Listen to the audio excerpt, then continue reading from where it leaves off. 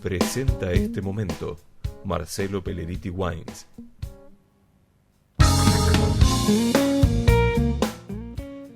De Jorge Luis Borges, La intrusa. Dicen, lo cual es improbable, que la historia fue referida por Eduardo, el menor de los Nelson, en el velorio de Cristián, el mayor, que falleció de muerte natural hacia 1890 y tantos en el partido de Morón. Lo cierto es que alguien la oyó de alguien, en el decurso de esa larga noche perdida, entre mate y mate, y la repitió a Santiago de Above, por quien la supe. Años después volvieron a comentármela en Turdera, donde había acontecido. La segunda versión, algo más prolija, confirmaba en suma la de Santiago, con las pequeñas variaciones y divergencias que son del caso. La escribo ahora porque en ella se cifra, si no me engaño, un breve y trágico cristal de la índole de los orilleros antiguos. Lo haré con probidad, pero ya preveo que cederé a la tentación literaria de acentuar o agregar algún pormenor. En Turdera los llamaban los Nielsen. El párroco me dijo que su predecesor recordaba, no sin sorpresa, haber visto en la casa de esa gente una gastada Biblia de tapas negras, con caracteres góticos. En las últimas páginas entrevió nombres y fechas manuscritas. Era el único libro que había en la casa, la azarosa crónica de los Nielsen, perdida como todo se perderá. El caserón, que ya no existe, era de ladrillo sin revocar. Desde el zaguán se divisaba un patio de baldosas colorada y otro de tierra. Pocos, por lo demás, entraron ahí. Los Nielsen defendían su soledad. En las habitaciones desmanteladas dormían en catres. Sus lujos eran el caballo, el apero, la daga de hoja corta, el atuendo rumboso de los sábados y el alcohol pendenciero. Sé que eran altos, de melena rojiza. Dinamarca o Irlanda, de las que nunca oirían hablar, andaban por la sangre de esos dos criollos. El barrio los temía a los colorados. No es imposible que debieran alguna muerte. Hombro a hombro pelearon una vez a la policía. Se dice que el menor tuvo un altercado con Juan Iberra, en el que no llevó la peor parte, lo cual, según los entendidos, es mucho. Fueron troperos, cuarteadores, cuatreros y alguna vez tahúres. Tenían fama de avaros, salvo cuando la bebida y el juego los volvía generosos. De sus deudos nada se sabe y ni de dónde vinieron. Eran dueños de una carreta y una yunta de bueyes. Físicamente diferían del compadraje que dio su apodo forajido a la Costa Brava. Esto, y lo que ignoramos, ayuda a comprender lo unidos que fueron. Malquistarse con uno era contar con dos enemigos. Los Nielsen eran calaveras, pero sus episodios amorosos habían sido hasta entonces de zaguán o de casa mala. No faltaron, pues, comentarios cuando Cristián llevó a vivir con él a Juliana Burgos. Es verdad que ganaba así una sirvienta, pero no es menos cierto que la colmó de horrendas baratijas y que la lucía en las fiestas. En las pobres fiestas de conventillo, donde la quebrada y el corte estaban prohibidos y donde se bailaba, todavía, con mucha luz. Juliana era de tez morena y de ojos rasgados.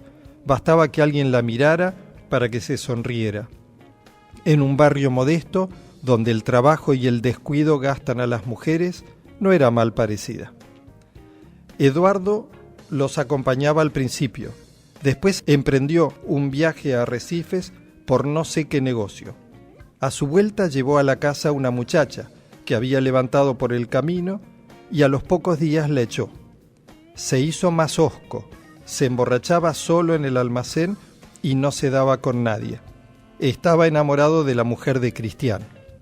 El barrio, que tal vez lo supo antes que él, previó con alevosa alegría la rivalidad latente de los hermanos.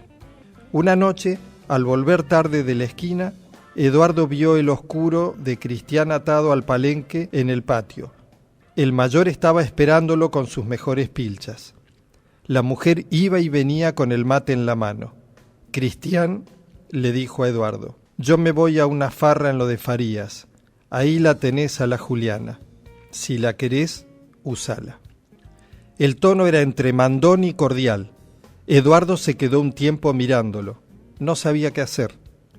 Cristián se levantó, se despidió de Eduardo, no de Juliana, que era una cosa, montó a caballo y se fue al trote sin apuro. Desde aquella noche la compartieron. Nadie sabrá los pormenores de esa sórdida unión que ultrajaba la decencia del arrabal. El arreglo anduvo bien por unas semanas, pero no podía durar. Entre ellos, los hermanos no pronunciaban el nombre de Juliana ni siquiera para llamarla, pero buscaban y encontraban razones para no estar de acuerdo. Discutían la venta de unos cueros, pero lo que discutían era otra cosa. Cristián solía alzar la voz y Eduardo callaba. Sin saberlo, estaban celándose.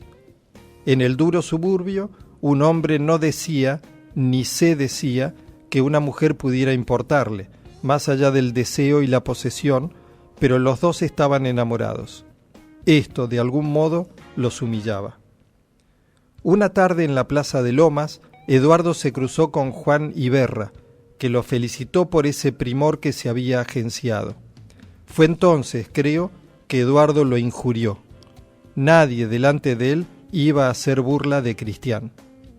La mujer atendía a los dos con sumisión bestial, pero no podía ocultar alguna preferencia por el menor, que no había rechazado la participación, pero que no la había dispuesto. Un día le mandaron a la Juliana que sacara 2 sillas al primer patio y que no apareciera por ahí, porque tenían que hablar. Ella esperaba un diálogo largo y se acostó a dormir la siesta, pero al rato la recordaron. Le hicieron llenar una bolsa con todo lo que tenía, sin olvidar el rosario de vidrio y la crucecita que le había dejado su madre. Sin explicarle nada, la subieron a la carreta y emprendieron un silencioso y tedioso viaje. Había llovido, los caminos estaban muy pesados y serían las 11 de la noche cuando llegaron a Morón. Ahí la vendieron a la patrona del prostíbulo. El trato ya estaba hecho. Cristián cobró la suma y la dividió después con el otro. En Turdera, los Nielsen, perdidos hasta entonces en la mañana, que también era una rutina, de aquel monstruoso amor, quisieron reanudar su antigua vida de hombres entre hombres. Volvieron a las trucadas, al reñidero, a las juergas casuales. ¿Acaso, alguna vez, se creyeron salvados, pero solían incurrir, cada cual por su lado, en injustificadas o harto justificadas ausencias? Poco antes de fin de año, el menor dijo que tenía que hacer en la capital. Cristián se fue a Morón. En el palenque de la casa que sabemos, reconoció al overo de Eduardo. Entró, adentro estaba el otro, esperando turno. Parece que Cristián le dijo: de seguir así, los vamos a cansar a los pingos. Más vale que la tengamos a mano. Habló con la patrona, sacó unas monedas del tirador y se las llevaron. La Juliana iba con Cristián. Eduardo espolió al overo para no verlos. Volvieron a lo que ya se había dicho. La infame solución había fracasado. Los dos habían cedido a la tentación de hacer trampa. Caín andaba por ahí, pero el cariño entre los Nielsen era muy grande. Quién sabe qué rigores y qué peligros habían compartido. Y prefirieron desahogar su exasperación con ajenos. Con un desconocido, con los perros, con la Juliana, que habían traído la discordia. El mes de marzo estaba por concluir y el calor no cejaba. Un domingo, los domingos la gente suele recogerse temprano, Eduardo, que volvía del almacén, vio que Cristián uncía los bueyes. Cristián le dijo: vení, tenemos que dejar unos cueros en lo del Pardo. Ya los cargué, aprovechemos la fresca. El comercio del Pardo quedaba, creo, más al sur. Tomaron por el camino de las tropas, después por un desvío. El campo iba agrandándose con la noche. Orillaron un pajonal, Cristián tiró el cigarro que había encendido y dijo sin apuro: a trabajar, hermano. Después nos ayudarán los caranchos. Hoy la maté. Que se quede aquí con su pilcha. Ya no hará más prejuicios. Se abrazaron, casi llorando. Ahora los ataba otro círculo, la mujer tristemente sacrificada y la obligación de olvidarla.